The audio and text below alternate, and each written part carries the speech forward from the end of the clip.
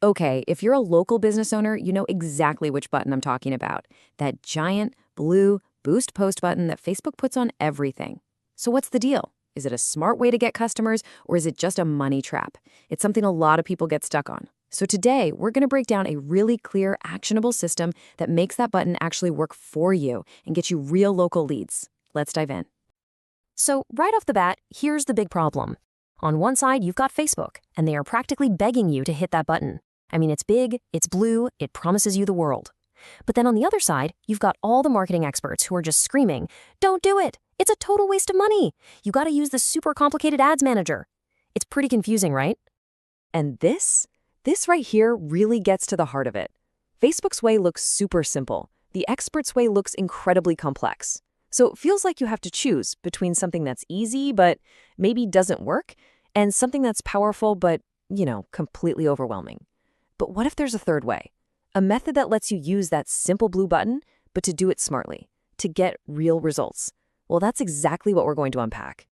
To make that little blue button work for us, we've got to kind of flip the script on how we even think about it. See, the process doesn't start with a button. Not at all. It starts with where you're posting from in the first place. And honestly, this is a foundational piece of the strategy that most people just completely miss. Here it is. This is the secret weapon, posting from your personal profile.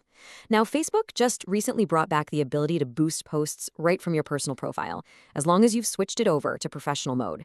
It's just a simple setting, and it gives you all these business tools without having to create a whole separate page.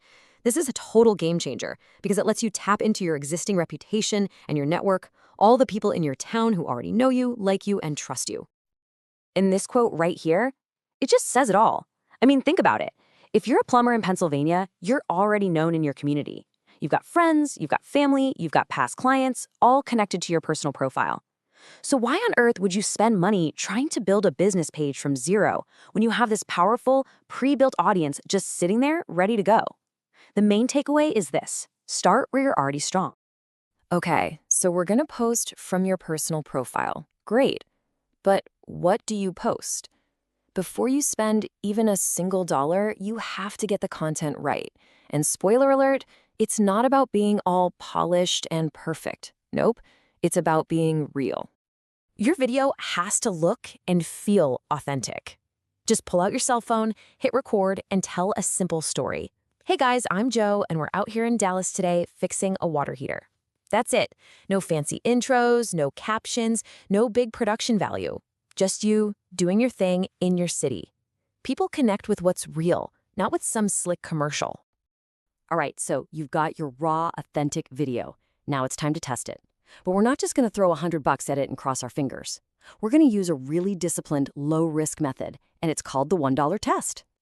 This is the system. Right here, $1 a day for 7 days straight. And the objective you pick is absolutely critical. You want to choose video views or engagement. Let me be clear, you are not trying to get leads at this stage. You're just trying to figure out if people actually care about your video. If you choose send message or add one of those buttons, it's going to skyrocket your costs and completely ruin the test. The goal here is just to gather data, not leads. Not yet, anyway. So, why 7 days? It's actually really simple. How people behave on Facebook on a Tuesday morning is totally different from how they behave on a Saturday afternoon, right? So, giving your test a full week lets the algorithm learn across all those different patterns and find the best possible audience for your content. So after your $7 test is done, that's when the real work begins. It's time to look at the results. And you're not just looking to see if you got a bunch of views. You're looking for very specific signals that tell you, hey, I've got a winner on my hands. So what are we looking for? Well, it all comes down to one magic number, 10%. The average engagement rate on Facebook is a pretty dismal 1 or 2%. You are looking for a post where at least 1 out of every 10 people who see it actually stops and engages with it. That is the clearest signal you can possibly get that your content is really hitting the mark. And what do we mean by engagement? We're talking about something Facebook calls ThroughPlays. This is a super important metric. It means someone watched your video for 15 seconds or more. This tells you they didn't just glance at it while they were scrolling, they actively stopped what they were doing and watched. That 10% rate is based on people who are genuinely paying attention. But beyond just the numbers, you have to look at the quality of the interactions. Are you getting real comments from people? Are they asking genuine questions like, hey, what do you charge for that? Or can you come give me a quote? These are powerful buying signals. A post that has a high engagement rate and these kinds of quality comments, that is a certified winner. Okay, so you found a winner. Awesome. The big temptation now is to just crank the budget way, way up and let the leads pour in. But trust me, that is the fastest way to kill your ad's performance. You have to scale smart, not fast. This is a great way to think about it. Your winning $1 a day ad, it just won the first round of the tournament. It doesn't get to jump straight to the championship game. No, it just advances to the next round. So what does that look like? Well, maybe you boost it again, but this time for $2 a day for 10 days. You're slowly, incrementally increasing the pressure to see if it can still perform. So after your ad has proven itself through a few rounds of this testing, and it's still holding that high engagement rate, now is when you can flip the switch. You can go back in, edit the boost, change the objective to leads, and add that Learn More button. You've basically seasoned the ad and taught Facebook's algorithm exactly who loves your content, and that makes your lead generation infinitely more powerful. This chart shows the danger of getting greedy perfectly. If you scale smart, say to $5 a day, you might show your ad to the same person maybe twice in a week. No big deal. But if you get greedy and jump to $50 a day, you could be showing it to them 25 times. At that point, you're not finding new customers, you're just annoying the same people over and over again. And that's called ad burnout. This analogy is just perfect, isn't it? Even the best song gets old if you hear it 100 times a day.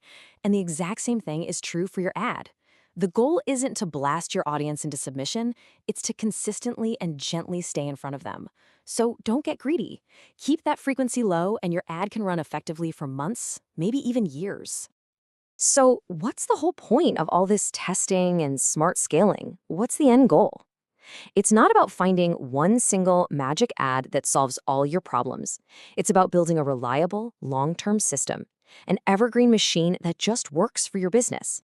The ultimate goal is to have a portfolio of 4 to 6 of these proven winning videos, with each one running on a low, sustainable budget, like $5 a day.